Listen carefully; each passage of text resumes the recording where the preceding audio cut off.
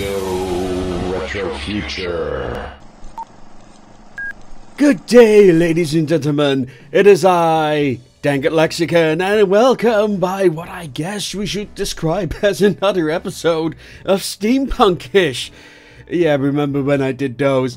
Anyway, wait, but we're talking about Cyberpunk, an anime based on Cyberpunk 2077. Yeah, well, let's just get into it, shall we? Because I love this show, and I wanted to give my proper opinion on it, and it also fits into my desire to write something on Cyberpunk, because, well, for those who have been watching the show know that I believe that the steampunk genre stems out of the cyberpunk genre, and that there are many interesting similarities, but it also has a lot of juxtapositions. However, I will delve into those next time. Now, I just want to focus on this anime by Studio Trigger, who also made Kill la Kill, another anime that I enjoyed very much, which has that just a great balance between interesting characters, stories, and just off-the-wall batshit insanity. And what you have to know about Studio Trigger, that they're also a bit of morality tales. But let's get into Cyberpunk Edgerunners. Now, for me, this show came a bit out of nowhere. Cyberpunk 2077 was a laughingstock at release, and to this day, it's notorious for being a glitch fest. Also, the developers made all types of promises they couldn't keep, and retroactively attempted to rewrite history to make it appear that the promised ultimate RPG has always been intended to be just, an action-adventure game. Yes, well done. And then comes this anime by Studio Trigger. I never even heard of it until people started praising it on YouTube. Well, let me just join in with the chorus that Cyberpunk Edgerunners is an excellent show, and it doesn't surprise me at all that the player base of Cyberpunk 2077, which is still a notorious glitching mess of a game, was increased by a whopping 300%. How come? And I cannot emphasize this enough. It's because Cyberpunk Edgerunners is high concept writing done right.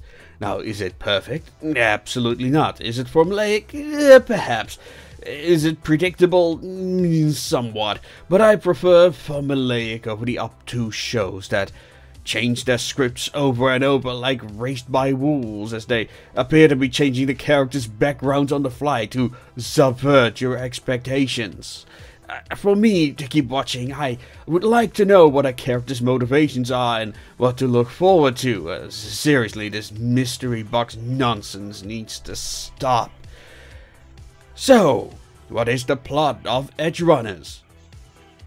It's a story of a talented outcast named David Martinez, a misfit raised by his mother who is sacrificing everything to let her son attend an academy so he can join the corporate class.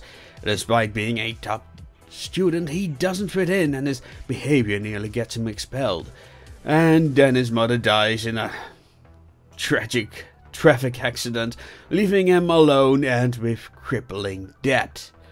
After some events, he meets Lucy, a mysterious woman who introduces him to her circle of Edgerunners, also known as cyberpunks, mercenaries using cybernetics to perform all types of jobs ranging from hacking, assassinations, and corporate sabotage. Now, this is anime, so David turns out to have a high resistance to one of the side effects of cybernetics. That being cyberpsychosis, an affliction that turns cyborgs into raging monsters who cannot distinguish imagination from reality.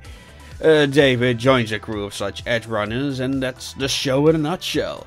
Through the show, we see David develop from a wet behind-the-ears punk into a top-tier mercenary who's completely chromed up. And it's not about a hero's journey, but about a life that Edgerunners are leading. and does so very well. Some critique is that the 10 episodes are too few, but quite frankly, I think the 10 are fine. Yes, it has a breakneck speed. Sure, that's true.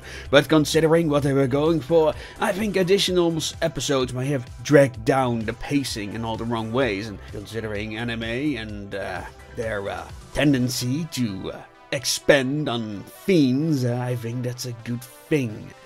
Now let's talk a little bit about the world building. The wonderful thing about this show is that it barely does any exposition.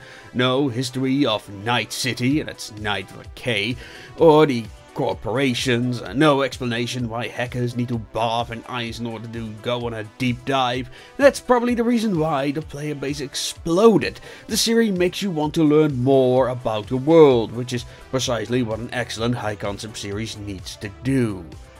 Good conceptual work takes you on a tour, you see, a journey.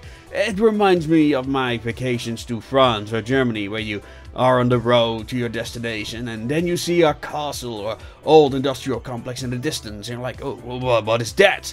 But you already have a destination and no time for diversion. And this makes you want to come back and explore more of the country. And that is exactly what this show does very well. It makes me interested in the culture and life in Night City. And that's good because, quite frankly, the setting of Cyberpunk 2077 is somewhat basic, bitch. I tried listening to some of the lore channels on YouTube, but they failed to grab my attention. I mean, it's generic by design. It's an RPG setting for people who want to have cyberpunk adventures. I'm more of a Shadowrun person myself, despite my aversion to fantasy. But Shadowrun has a good hook, a cyberpunk future with magic. Throughout its history, technological advancements compete with the magical phenomena and creatures flooding the world, creating a situation that's both funny and intriguing. I just cannot get over the idea Dragon is controlling Mercedes-Benz. Yeah, Studio Trigger, get on that shit. That is what I mean. That is what makes high concept a lost art to Western media. When's the last time you watched a series that made you intrigued about the world just by watching it? Yeah, thanks J.J. Abrams. Thank you for your fucking mystery bullshit style of show writing. and I'm also looking at you, writing community. When looking at writing advice, aspiring authors are bombarded with the hero's journey. I participated in writing projects where my collaborators started screaming at me, what about the hero's journey? Folks, it's not the only way to structure a story. Campbell's book was about his observations about storytelling, not a manual. Anyhows, does it mean David doesn't develop? Oh, hell he does. But instead of depicting him as a hero or a victim of circumstance, Edgerunners is more of a morality tale of hubris and pride, trust and relationships. In typical anime fashion, David has a remarkable quality. It makes him excel at being a cyborg. However, well, I don't want to give too much away. The other characters are memorable, despite their appearances being short, but their relationships and motivations are clear, unhindered by excessive backstory. Well, apart from Lucy, perhaps. I have mixed feelings about Lucy, especially because her mysterious past is, well, not that interesting, and it adds little to the story apart from a bit on the world's history. The other characters, however, I like because, well, the scale of the show is small. It's easy to understand their situation and sympathize with them. Yeah, don't get too attached.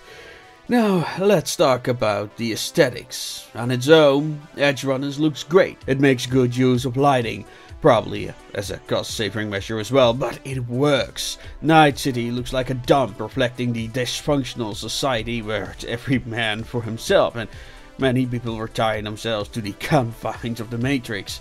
In noir fashion, it uses neon colors to create claustrophobic atmospheres, and throwing in some expressionist abstractions representing the characters' inhuman movements and a waning mental state. The characters' designs are simple but effective, making them stand out, and even the minor characters are memorable. On its own, Edgerunners is excellent design, with some great references to expressionism, as good noir and cyberpunk should have.